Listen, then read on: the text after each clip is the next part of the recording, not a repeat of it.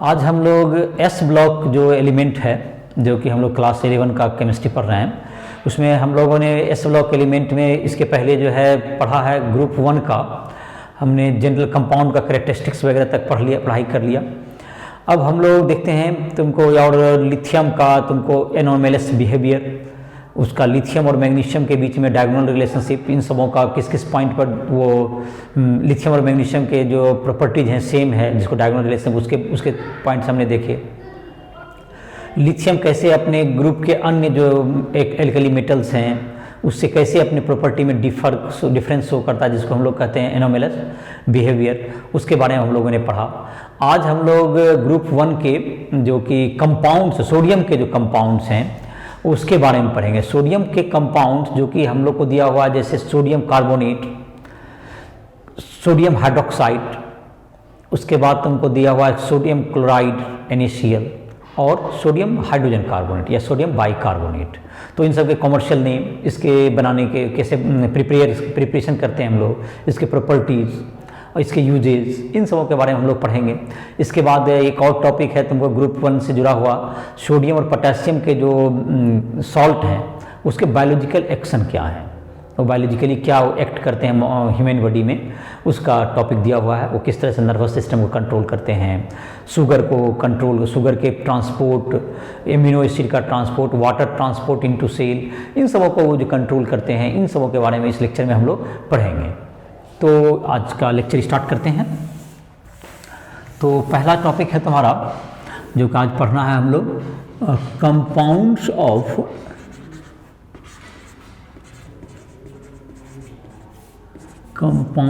Sodium. Compounds of sodium. पहला number है तुमको सोडियम कार्बोनेट।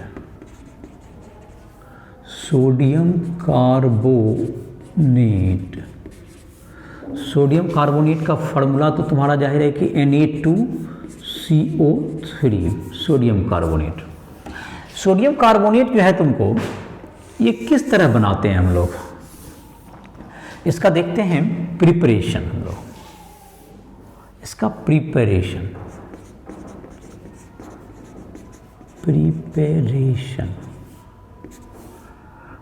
और sodium carbonate prepared by Solvay process.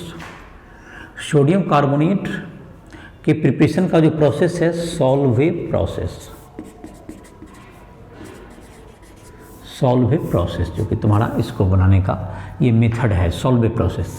इसमें क्या करते हैं हम लोग, पहले अमोनिया जो तुम्हारा है उसमें तुमको कार्बन डाइऑक्साइड और वाटर से जब कंबाइन करेंगे तो क्या बन जाएगा, सोच सकते हो। तो ये जो तुम्हारा है ये कार्बोनेट बन जाएगा। अगर एक्सेस ऑफ अगर तुम्हारा हो तो ये हाइड्रोजन कार्बोनेट में कन्वर्ट हो जाएगा। ये पहले अमोनियम कार्बोनेट बन गया, और ये अमोनियम कार्बोनेट में अगर हम लोग excess of carbon dioxide flow कराएं, excess of carbon dioxide and water को अगर हम लोग फ्लो करें तो ये बन जाएगा अमोनियम हाइड्रोजन कार्बोनेट बन जाएगा, अमोनियम हाइड्रोजन कार्बोनेट। और अमोनियम हाइड्रोजन कार्बोनेट को अगर NaCl से रिएक्शन कराया जाए, अमोनियम हाइड्रोजन कार्बोनेट में क्या डाला जाए, ammonium hydrogen carbonate plus NaCl, तो इससे बन जाएगा NaHCO3, ये तुम्हारा बन जाएगा। और ये तुमको इसका प्रेसिपिटेट बन जाता है, लेस सॉल्युबल होता है ये, प्लस NH4Cl, ये तुमको लेस सॉल्युबल होता है, लेस सॉल्युबल इन वाटर, और इसलिए इसके ये सेपरेट आउट हो जाएंगे ये। तो इसको आप इसको क्या कर लेंगे, फिल्टर करके इसको आप हटा सकते हैं सॉल्यूशन से। और जब फिल्टर करके सॉल्यूशन को हटा लेंगे तो इसको जो है फिर हीट कर देंगे, तो ये क्या बन जाएगा, ये तुमको इसको ये तो इसकी लो सॉल्युबिलिटी जो होते हैं, लेस सॉल्युबल, लो सॉल्युबिलिटी के कारण इसको हम लोग फिल्ट्रेट करके बाहर निकाल लेंगे। और जबकि इसको हीट करेंगे, सोडियम हाइड्रोजन कार्बोनेट को हीट कीजिएगा तो क्या मिल जाएगा, Na2CO3 plus H2O plus CO2। तो ये तुम्हारा Na2CO3 प्राप्त हो गया। और इस प्रोसेस में एक ये सुविधा है कि NH4 जो तुम्हारा बना Cl, इसको हम लोग अगर जो तुम्हारा सेलेक्ट लाइन है उससे रिएक्शन करा दें तो इससे पुनः जो है हमको ये अमोनिया प्राप्त हो जाएगा, जिससे कि ऊपर फिर से रिएक्ट करने में हमको फिर से इस प्रोसेस को हम लोग रिपीट कर सकते हैं। NH4Cl treated with select line CH2 to produce ammonia और जिसको हम लोग क्या कर सकते हैं, फिर से रिसाइकिल कर सकते हैं, फिर से इसको बना सकते हैं। तो इसलिए ये अमोनिया फिर से आपको जनरेट हो जाएगा। तो NH4Cl प्लस CaOH होल 2 और ये CaCl2 आपको साइड प्रोडक्ट के रूप में मिल जाएंगे और अमोनिया बन जाएंगे प्लस वाटर बन जाएंगे। इसमें एक CaCl2 भी आपको प्रोड्यूस होगा, ध्यान रहे। इस प्रोसेस में आपको कौन मिल जाएगा, एक प्रोडक्ट CaCl2 मिलेगा और एक तुमको मिल जाएगा Na2CO3। ये दो प्रोडक्ट आपको सॉल्वे प्रोसेस में मिलेंगे और अमोनिया को फिर से आप रीयूज कर लेंगे इस रिएक्शन को कंटिन्यू करने के लिए। इसमें जो यही सेम अगर रिएक्शन हम लोग करना चाहें, अगर K2CO3 बनाने के लिए, जिसमें कि ये NaCl के बजाय KCl से बाद में रिएक्शन करा दें, तो लेकिन ये अचीव नहीं कर पाएंगे हम। इसमें तुमको चूंकि KHCO3 जबकि सोलिबिलिटी ज़्यादा होती है, KH की जो CO3 जो सोडियम हाइड्रोजन कार्बोनेट है उसकी वाटर सोलिबिलिटी अधिक है, तो वो उसको आप फिल्ट्रेट बाहर जो प्रेसिपिटेट के रूप में उसको आप सेपरेट आउट नहीं कर पाएंगे और इस प्रकार से आपका से रिएक्शन करके अगर प्राप्त करना चाहेंगे तो प्राप्त नहीं हो पाएगा। तो due to high solubility of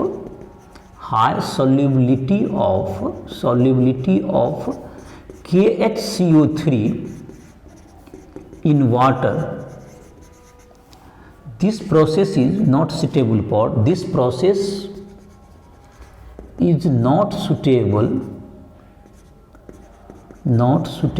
for preparation of K2CO3 के प्रिपरेशन में ये सुटेबल नहीं होगा।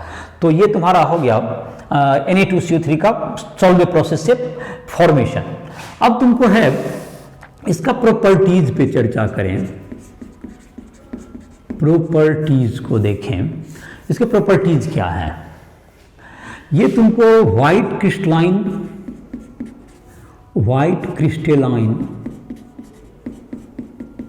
सॉलिड है। ये तुमको highly soluble in water, readily soluble in water, readily soluble in water. ये किसी भी रेशियो में क्या होगा, वाटर सॉल्युबल होता है। ये तुमको डेकाहाइड्रेट के रूप में पाया जाता है, ये हाइग्रोस्कोपिक होता है। ये जो क्रिस्टल बनता है तो Na2CO3.10H2O के रूप में ये फाइंड आउट होगा, जिसको हम लोग कहते हैं वॉशिंग सोडा। इसकी ये हाइड्रेट होगा जिसको हम लोग वॉशिंग सोडा के नाम से जानते हैं इसको। तो इस रूप में पाया जाता है और जब इसको हीट करते हैं हम लोग, इसको हीट करेंगे तो ये जो तुमको है डेकाहाइड्रेट से ये मोनोहाइड्रेट बन जाएगा। तो जैसे कि Na2CO3.10H2O, इसको अगर हीट किया जाए 375 केल्विन टेम्परेचर तुम्हारे बुक में दिया हुआ है, तो ये Na2CO3 ये मोनोहाइड्रेट बन गया इसका एक हाइड्रेट। और अगर इसको further greater than 373 kelvin heat किया जाए और फर्दर हीट करें तो ये Na2CO3 बन जाएगा जो सोडा एस, और ये जो वाटर है, वाटर ऑफ क्रिस्टलाइन, ये सेपरेट हो जाएगा। इसको हम लोग सोडा एस कहते हैं, सोडा एस पाउडर हो जाएगा, ये वाइट पाउडर हो जाएगा, ये तुम्हारा पाउडर के रूप में आ जाएगा। तो ये सोडा एस प्राप्त हो जाएगा। तो ये तुम्हारा हो गया इसका। अब जहाँ तक कि इसके यूजेज की बात है, इसको यूज क्या चीज़ में करते हैं, देखिए यूजेज पहला नंबर, ये तुमको इन वाटर सॉफ्टनिंग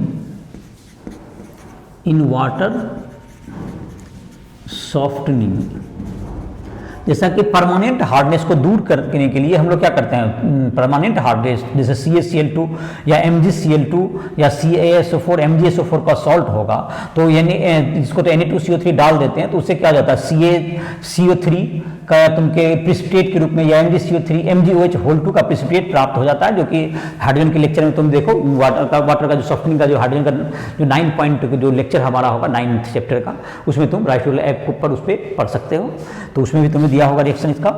दूसरा होता है वाटर सॉफ्टनिंग। इसके बाद जहाँ तक है ये तो तुम्हारा दूसरा, तो ये तो तुमको लॉन्ड्री पर्पस के लिए, और ये तुम्हारा हो गया laundry and washing of cloth. Soda है ही, सोडा का तो मतलब ही हम लोग जानते हैं कि इसको। तीसरा कह सकते हो तुमको बोरेक्स,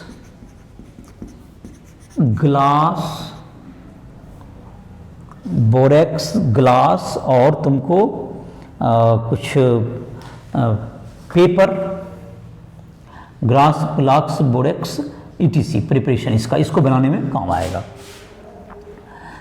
इसका लिख सकते हो। दूसरा यूज है तुमको सोडियम कार्बोनेट का, तुम्हारा जो है कि है ये वाटर सॉफ्टनिंग में हो गया तुम्हारा, ये तुम्हारा ये सब कंपाउंड को बनाने में।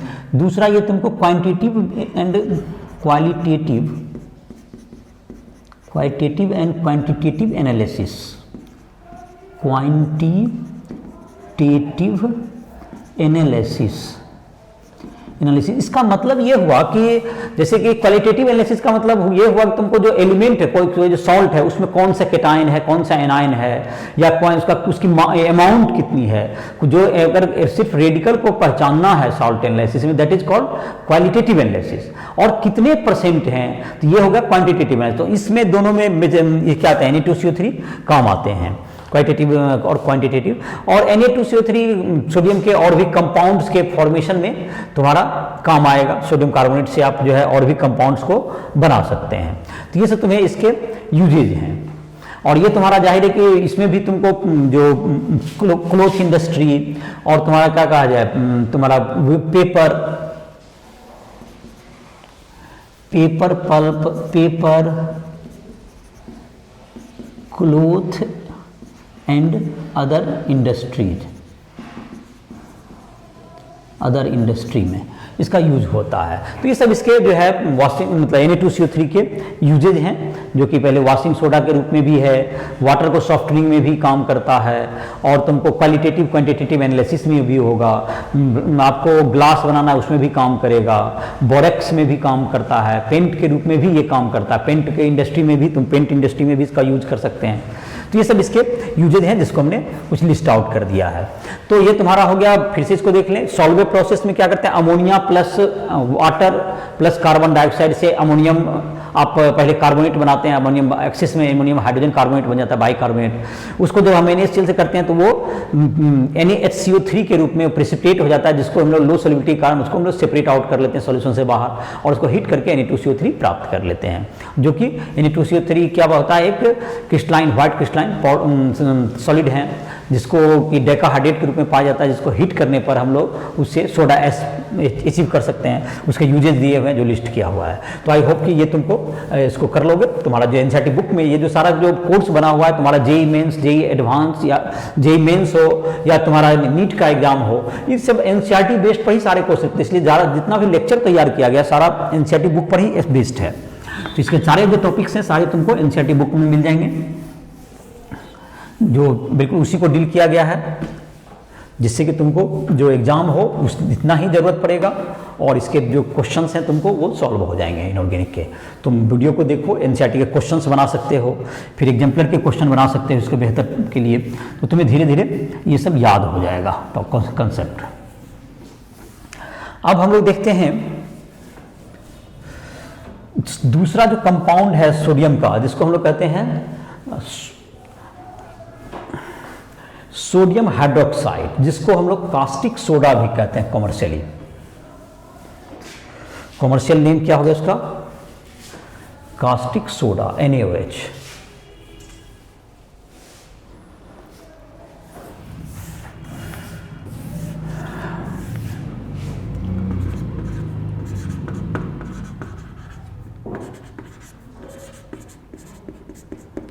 सोडियम हाइड्रोक्साइड, एनीवे जिसको क्या है कास्टिक सोडा भी कहते हैं। ये तुमको कास्टनर केल्नर सेल में इसको बनाया जाता है, कास्टनर केल्नर सेल में इसको प्रोड्यूस करते हैं हम लोग। Electrolysis of brine water, electrolysis of brine water मतलब इनिशियल जो तुम्हारा जो हमारा सी वाटर होता है brine water, using Hg cathode, using Hg cathode and graphite anode. इसके प्रेजेंस में जब हम लोग इलेक्ट्रोलिसिस करेंगे तो ये तुमको क्या प्राप्त होगा, तुमको कैथोड पर जो तुमको H2 गैस लिबरेट होता है और एनोड पर Cl2 गैस लिबरेट होगा और जो सेल है उसमें NaOH मिलेगा तुम्हें। तो ये तुमको जहां तक कि NaCl टूटता है करेंट मतलब कि जब जो कि इसको एक्वस इसमें जो कि वाटर एक्वस सॉल्यूशन रहेगा, इसका NaCl का क्या रहेगा एक्वस सॉल्यूशन, NaCl का एक्वस सॉल्यूशन रहेगा ये एक्वस।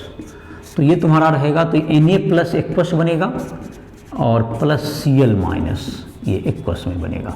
तो ये तुम्हारा जहाँ तक है Na प्लस जो है तुमको कैथोड की ओर जाएगा, ये कैथोड पर जाएगा जहाँ पर कि Hg रहेगा एमलगम तुम्हारा, तो Na प्लस Hg और प्लस क्या होगा तुमको वाटर होगा प्लस H2O प्लस एक इलेक्ट्रॉन दे देंगे तो इससे बन जाएगा Na प्लस H2 NaOH, इससे बन जाएगा NaOH plus H2 gas liberate हो जाएगा, NaOH plus H2 gas plus Hg, ये तुमको कैथोड पर लिबरेट हो जाएगा।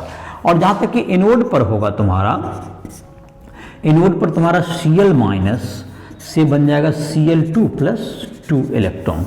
इस प्रकार से क्या हो गया NaOH is produced in cell, ये NaOH ये तुमको Na प्लस और OH माइनस के रूप में ये it is in electrolytic cell, ये कास्टनर केल्नर सेल में रहेगा प्रेजेंट इन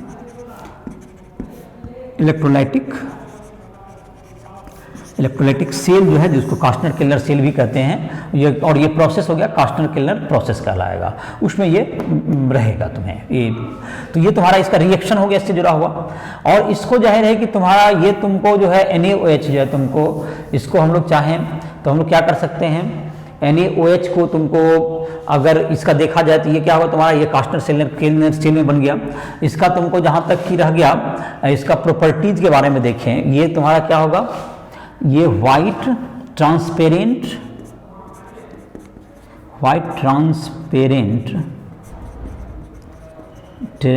सॉलिड। इसका मेल्टिंग पॉइंट करीब करीब तुमको 700 मतलब 750 केल्विन के आसपास होता है। वाइट क्रिस्टलाइन सॉलिड होगा तुम्हें, water soluble, highly soluble in water. और ये तुमको NaOH जो है तुमको वाटर में एक्वस सॉल्यूशन में क्या देता है, ये Na plus aqueous plus OH minus alkaline solution, ये है हाईली एल्कलाइन सॉल्यूशन ये होता है, ये एल्कली होता है NaOH। और ये तुम्हारा हाईली सॉल्युबल इन वाटर हो गया। और मेल्टिंग बॉइलिंग पॉइंट है मॉडरेटली हाई है, मॉडरेटली भी बहुत ज़्यादा भी नहीं है बट मॉडरेटली हाई। और इसका तुम्हारा जहाँ तक है वाटर में ये किसी भी रेशियो में सॉल्युबल है, ये it is highly soluble in water हो गया। और ये ट्रांसपेरेंट तुम्हारा है। इसका जो तुम्हारा हो गया ये जैसे कि तुम चाहोगे कि NaOH में अगर कार्बन डाइऑक्साइड दे दें तो क्या हो जाएगा तुम्हें NaOH प्लस CO2, तो ये क्या हो जाएगा तुम्हें Na2CO3 प्राप्त कर सकते हो, तो ये तुम्हारा बना सकते हो तुमको। तो इसका जो है तुमको इसके प्रिपरेशन में भी काम आएगा। इसके बाद जैसे तुमको यहाँ पर है इसका NaOH का, इसका अगर चाहो यूजेस देखो, इसका तुम्हारा है ये काफ़ी यूज में आता है, यूज है इन प्रिपरेशन ऑफ तुमको हो गया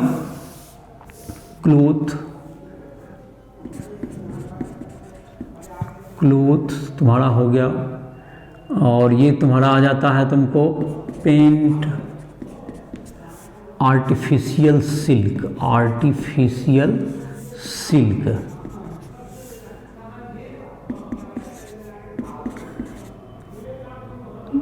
petroleum refining,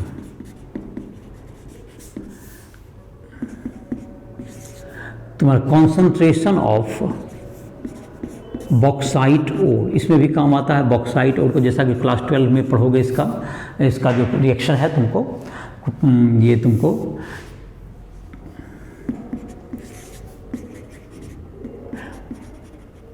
of cotton cloth, cotton cloth के मर्सराइजेशन में काम आएगा, जिसमें देखते होगे तुमको कि लगा हुआ रहता है, जो कि जबकि जो कॉटन का क्लॉथ है, सूती कपड़ा तुम्हारा है, उसमें देखोगे कि हार्ड रहता है, जब हम लोग खरीद के लाते हैं तो उसमें NaOH का यूज़ किया जाता है उसमें। ये तुमको इसका जो तुम्हारा है पेट्रोलियम रिफाइनिंग में भी काम आता है, दूसरा कि बॉक्साइट के प्यूरिफिकेशन में भी काम आएगा, ये लेबोरेटरी रिएजेंट के रूप में भी काम आता है, लेबोरेटरी रिएजेंट, बहुत से रिएजेंट मतलब सब जगह लेबोरेटरी में ये बेस के रूप में अक्सर काम आता है। और इस प्रकार से ये तुम्हारे इसके यूजेज हो गए। और इसका जहाँ तक कि दूसरा इसका यूज होता है, तीसरा है मतलब जो अगला यूज इसमें लिख सकते हो, इन प्यूरिफाइंग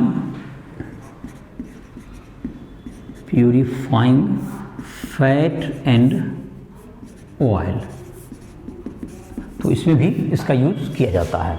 तो ये तुम्हारा हो गया NaOH का कुछ यूज हो गया। तो NaOH को कैसे हम लोग प्रोड्यूस करते हैं, कास्टनर क्लीनर सेल में ब्राइन वाटर के इलेक्ट्रोलिसिस के द्वारा। इसका जो व्हाइट क्रिस्टलाइन सॉलिड होता है, ये ट्रांसपेरेंट भी होता है ये, और ये तुमको हाईली क्या होता है, इसका जो सोल्यूशन है एक को ये वाटर सोल्यूबल होगा और ये एल्कलाइन सॉल्यूशन होता है। और इसके यूजेज हैं जैसे कि तुमको इसको आर्टिफिशियल सिल्क बनाने में काम आता है, इसके तुमको ग्लास इंडस्ट्री में, क्लोथ में भी तुम्हारा काम करता है, मर्सराइजेशन ऑफ क्या होगा तुम्हारा क्लोथ में काम आएगा, लेबोरेटरी रिएजेंट है, ये तुम्हारा कहते हैं सोडियम के बहुत से कंपाउंड को बनाने में भी क्या आएगा, तुम्हें काम आएगा ये। और जाहिर है कि तुमको ये क्या गया तुम्हें, ये तुमको प्योर तुमको क्या करने को वाइल और तुम्हारा फैट को प्यूरिफाई करने में भी ये काम आता है। तो इस प्रकार से इसके ये NaOH के सोडियम में इसको कास्टिक सोडा भी कहते हैं, इसको हम लोग क्या कहते हैं कास्टिक सोडा, इसका जो कमर्शियल नेम हो गया कास्टिक सोडा, कास्टिक सोडा भी इसे कहा जाता है। तो ये तुम्हारा ये कास्टिक सोडा का या NaOH का सोडियम हाइड्रोक्साइड के बारे में कुछ जानकारी हो गया। तीसरा जो कंपाउंड तुम्हें दिया हुआ है सोडियम का जिसके बारे में पढ़ना है हम लोगों को, वो है तुमको तीसरा कंपाउंड है सोडियम का, दैट इज सोडियम क्लोराइड। काफ़ी फेमस कंपाउंड है जिसको हम लोग टेबल सॉल्ट के रूप में यूज भी करते हैं हम लोग।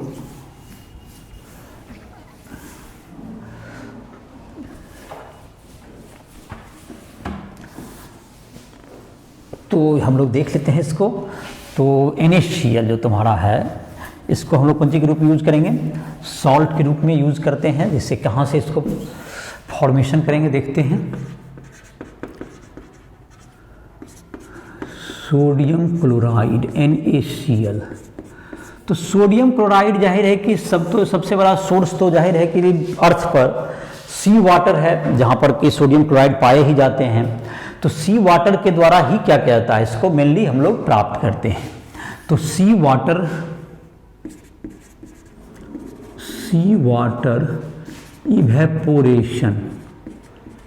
इवेपोरेशन लिखा हुआ तुम्हारे बुक में।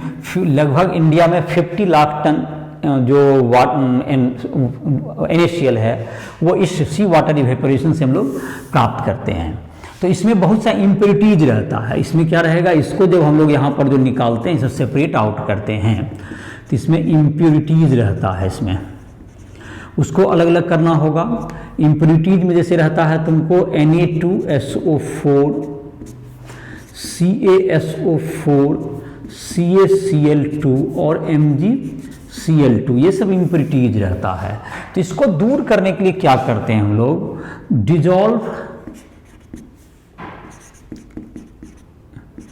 dissolve NaCl obtained from seawater in in some amount of water, in some amount of water, in some amount of water, and after filtering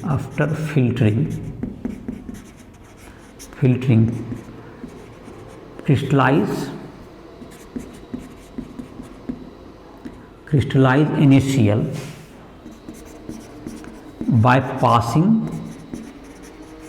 HCl gas.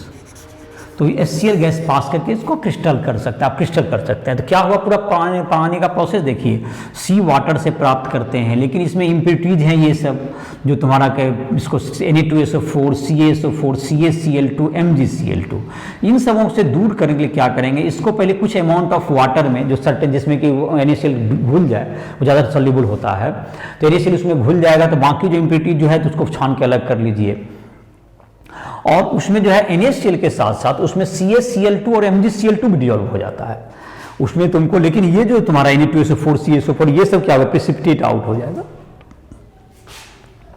और इसको जो है छान के अलग कर लीजिए, और NaCl को पुनः क्या कर लीजिए, HCl के एटमॉस्फेयर में उसको क्रिस्टलाइज कर लीजिए, तो ये तुम्हारा NaCl प्राप्त हो जाएगा। तो NaCl को प्राप्त करने की यही तुम्हारा प्रिपेयर करने की प्रोसेस है।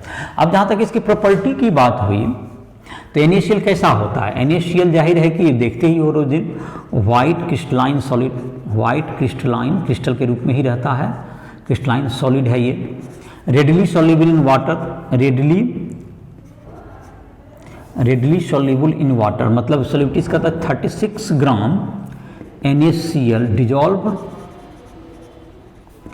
इन 100 ग्राम वाटर एट 273 केल्विन। सॉल्युबिलिटी बहुत ज़्यादा इंक्रीज नहीं करता है टेम्परेचर बढ़ाने पर। इसका जो तुमको मेल्टिंग पॉइंट है 1081 केल्विन है इसका, तो काफ़ी सब्सटेंटली हाई है, क्योंकि आयनिक बॉन्ड पाया जाता है Na+Cl- में। तो ये इसकी प्रॉपर्टीज हो गई कुछ, ये तुम्हारा, और ये प्रॉपर्टीज हो गई यहाँ पर प्रॉपर्टीज। इसके यूजेज जहाँ तक हैं, यूजेज क्या होगा, टेबल सॉल्ट के रूप में, टेबल सॉल्ट जो खाने में हम लोग टेबल पर जो सॉल्ट के रूप में खाते हैं, इसका प्रिपरेशन ऑफ Na2O2, और अभी जैसे तुमने देखा NaOH ETC, ये कोई भी कंपाउंड या Na2CO3 भी बनाइएगा तो ये जाहिर है कि इसी रास्ते से जाना होता है, तो ये तुम्हारा इस सब के काम आएगा। तो ये तुम्हारा हो गया NaCl को प्राप्त करने के विधि, और NaCl का तुम्हारा ये मेल्टिंग पॉइंट, ये सब तुम्हारा प्रॉपर्टीज है। वाटर सॉल्युबिलिटी 36 ग्राम पर 100 ग्राम वाटर में डिजॉल्व होता है, और जो कि बहुत ज़्यादा इंक्रीज नहीं करता टेम्परेचर बढ़ाने पर। और ये तुम्हारा हो गया यूजेज इसके क्या है, तो ये तुम्हारा हो गया NaCl के बारे में। एक दूसरा सॉल्ट है तुम्हें जिसका कि तुम्हारा नाम है सोडियम हाइड्रोजन कार्बोनेट। तो चलो इसको देख लेते हैं, सोडियम हाइड्रोजन कार्बोनेट, चलो इसको मिटा ही देते हैं, जिसको हम लोग बेकिंग सोडा के नाम से भी जानते हैं। इसको कॉमर्शियली इसका नाम है सोडियम हाइड्रोजन कार्बोनेट या सोडियम बाइकार्बोनेट को हम लोग किस नाम से जानते हैं, बेकिंग सोडा। बेकिंग सोडा का काम जानते होगे, खाने वाला सोडा भी कहते हैं। इससे तुमको केक हुआ या तुमको ब्रेड है या इस तरह के और भी जो सब्सटेंस है जो कि बनाए जाते हैं, जिसमें कि तुम देखते होगे, तो ये स्पॉन्जी टाइप का हल्का होता है, क्योंकि इससे जो है तुमको इसको हीट करने पर कार्बन डाइऑक्साइड गैस ये लिबरेट करता है।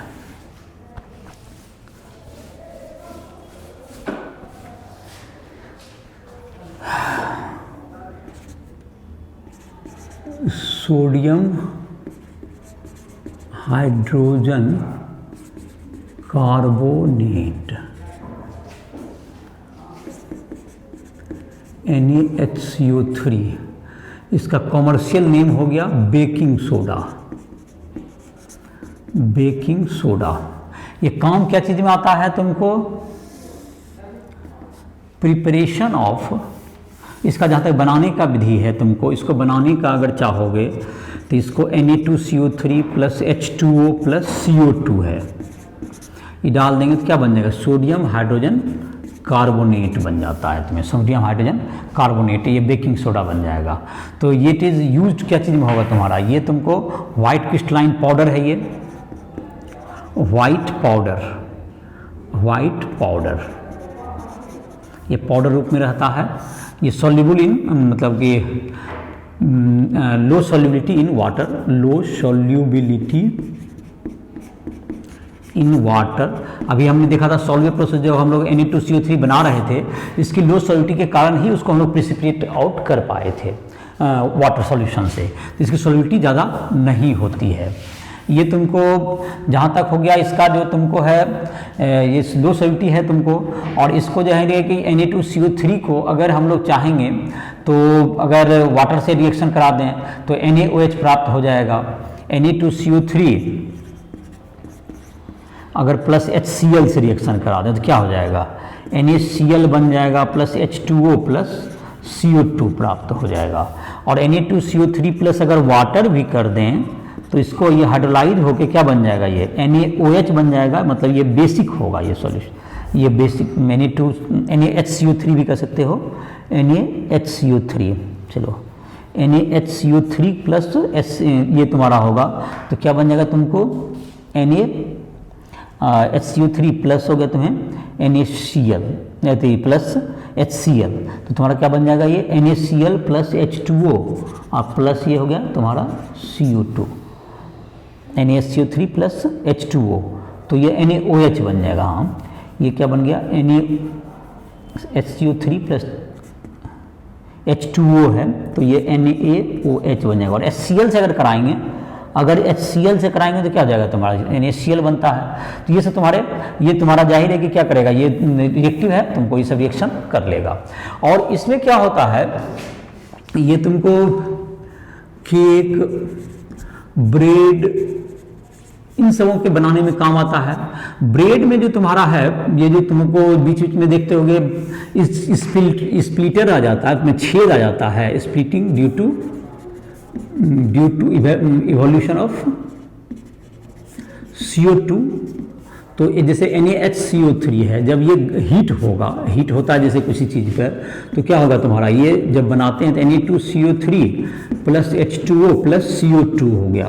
तो इसके इवॉल्व से इसको निकलने के कारण ये ब्रेड में बीच बीच में क्या हो जाता है, छेद टाइप का स्ट्रक्चर हो जाता है, जिससे कि वो हल्का आ जाता है, लॉफ्टी, मतलब कि फुला हुआ कुछ लगेगा, और ये मतलब सॉफ्ट भी हो जाएगा, जिससे कि तुमको इसका स्वाद जो है उस रूप में आता है जैसा कि हम लोग खाते हैं इस सबको। तो ये तुम्हारा इस सब का क्या हो गया, इसका यूजेज जहाँ तक है, इसका यूज है तुमको, ये तुमको जहाँ तक की है जो स्किन ट्रीटमेंट एज एंटीसेप्टिक, दूसरा हो गया तुम्हें फायर एक्सटिंग्विशर,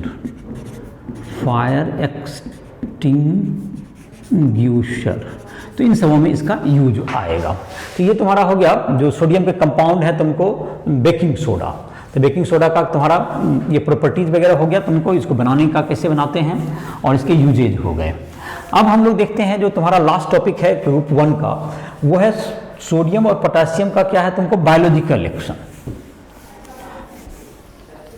ह्यूमन बॉडी में इसका जो अगर मेटल के दृष्टिकोण से देखा जाए तो इसकी काफ़ी मात्रा, अधिक मात्रा है।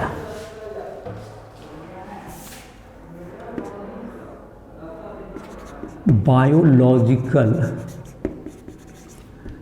Action of Na and K। एक ह्यूमन बॉडी में एक 70 kg मैन में तुमको दिया हुआ है करीब क्वेश्चन तुम्हारे बुक में NCERT में 90 ग्राम करीब Na होता है और 170 ग्राम पोटेशियम होता है 70 kg मैन में, ये करीब करीब। और ये जबकि 5 ग्राम तुमको Fe पाया जाता है उसमें और 0.06 ग्राम मात्र कॉपर पाया जाता है। ये वेरी लिटिल अमाउंट है, तो उसके तुलना में देखो तो ये काफ़ी अधिक अमाउंट है। जहाँ तक कि इसका काम है, ये तुमको कहाँ पाया जाएगा, ये तुमको जो सेल है, तुमको सेल का जो तुम्हारा जो कि प्लाज्मा जो कि तुम्हारा मेम्ब्रेन है उसके रेड ब्लड सेल्स में पाया जाता है। रेड ब्लड सेल्स में तुमको plasma membrane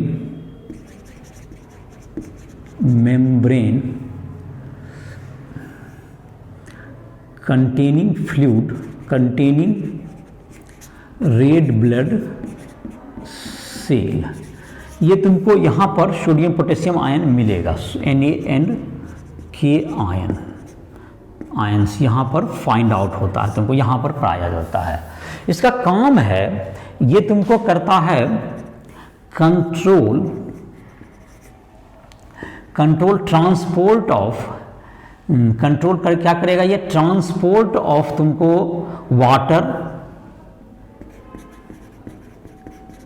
transport of water comma sugar and amino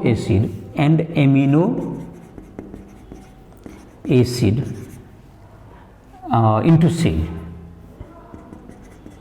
into cell. तो ये कितना जाएगा इसको कंट्रोल करता है। सोडियम आयन जहाँ तक है, Na+ आयन, ये तुमको नर्वस सिग्नल को कंट्रोल करता है, नर्वस सिग्नल जो कि ब्रेन तक मैसेज पहुँचाता है उसको कंट्रोल करता है, कंट्रोल इसमें काम आता है। और K+ आयन का जो यूज आता है, ये तुमको आता है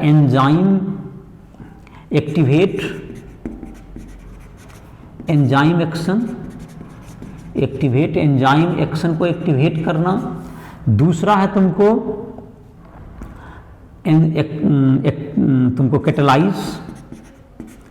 catalyse formation of glucose into ATP। ये जो प्रोसेस है इसको कैटालाइज करता है। ये सोडियम, ये पोटेशियम आयन के मुख्य वर्क हो गए। जहाँ तक कि ये सेल को जो कि दोनों के Na+ और K+ के जो कि अंदर जाने की जो क्षमता होती है, उसको पेनिट्रेट करने की, वो दोनों की डिफरेंट होती है।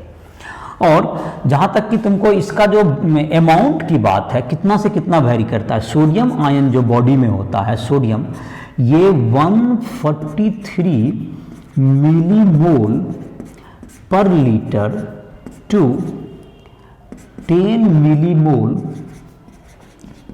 पर लीटर तक जाता है इसका कंसंट्रेशन। और ये कंट्रोल पोटेशियम का होता है तुमको 10 मिलीमोल पर लीटर टू 105 मिलीमोल पर लीटर। इसको कहते हैं सोडियम पोटेशियम पंप के द्वारा कंट्रोल होता है, controlled by sodium potassium pump. और जिसमें कि 1/3 एनर्जी जो हम लोग स्लीप करते हैं उस समय 1/3 एनर्जी इस प्रोसेस में लेता है, 1/3 of ATP in rest time. Rest time में इसका 15 किलो जूल करीब पर डे रेस्ट टाइम में 1/3 इसी में खर्च होता है सोडियम पोटेशियम पंप में, जो कि तुमको इसके कॉन्सेंट्रेशन को इतना से, मतलब कि 143 से 10 तक या 5 तक, और ये इसका 5 to 105 तक इसको रेगुलेट करता है, इसको किस टाइप से इसको मैकेनिज्म को।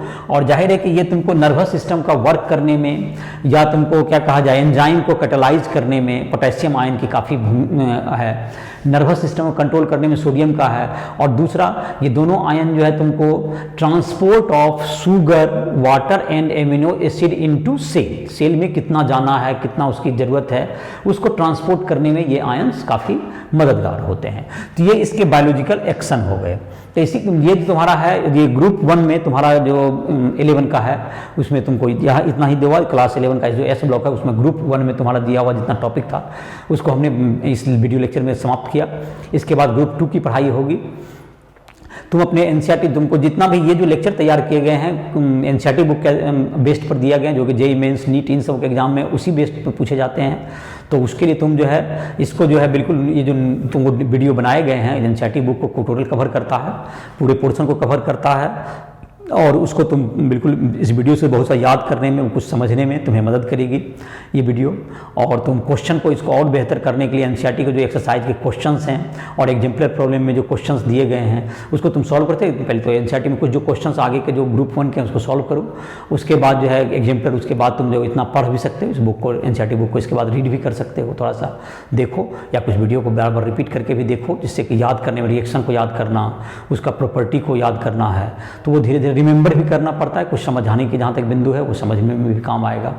तो इसी के साथ जब तुमको जहाँ भी दिक्कत हो तो राइस ट्यूटोरियल ऐप को प्ले स्टोर से डाउनलोड करके हमसे फिजिक्स, केमिस्ट्री या मैथ किसी भी टॉपिक में समझना हो या कुछ कोई क्वेश्चन नहीं बन रहा हो ये तो उसमें तुम हमारी मदद ले सकते हो। तुम अपनी जो है तुमको इस ऐप के माध्यम से तुम मुझसे पर्सनली भी हेल्प ले सकते हो पढ़ाई में। और तुमको जहाँ तक कि तुमको ज़रूरत पड़े तो तुम उसमें जो है उस ऐप में तुमको जो NCERT के तुम्हारा जो है जितने भी लेक्चर हैं वो सारे अपलोड हैं। तुमको JEE मेंस के एडवांस के लिए क्वेश्चंस भी दिए गए हैं। तुमको इंग्लिश में तुम्हारा जितना लेक्चर है तुम्हारा वो सारे के नोट्स भी लिखे हुए हैं 11-12 सबके। तुम बोर्ड के एग्जाम की भी तैयारी उससे कर सकते हो। तो इस प्रकार से एक 11-12 के स्टूडेंट के लिए जो इंजीनियरिंग, मेडिकल इन सब को भी प्रिपरेशन करते हैं उसके लिए कंप्लीट ऐप है राइस ट्यूटोरियल, जिसको तुम प्ले स्टोर से डाउनलोड कर सकते हो। और उसमें तुमको जहाँ भी दिक्कत हो पढ़ने में जहाँ भी है तो उसमें सारे लाइव क्लासेस, डाउट क्लासेस, इन सबों के सेशन भी उसमें तुम्हें नोटिफिकेशन आते जाएगा।